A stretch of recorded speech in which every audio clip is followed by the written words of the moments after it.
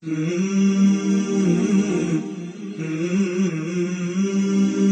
wise old man was sitting at the riverbank. He saw a cat that had fallen into the water.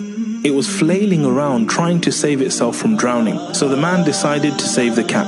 He stretched his hand out but was scratched by the cat. He pulled his hand back in pain.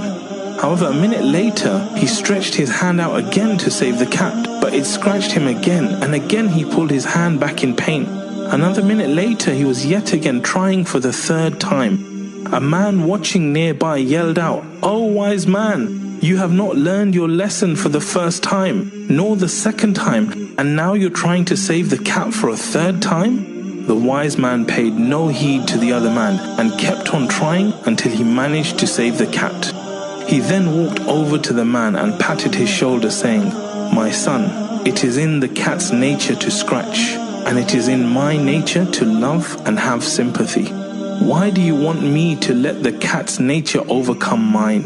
My son, treat people according to your nature, not according to theirs, no matter what they are like, and no matter how numerous are their actions that harm you and cause you hurt sometimes. And do not pay heed to all the voices that loudly call out to you to leave behind your good qualities, merely because the other party is not deserving of your noble actions. Never regret the moments you gave happiness to someone, even if that person did not deserve it, and suffice in the fact that you have a Lord who will reward you for good with good.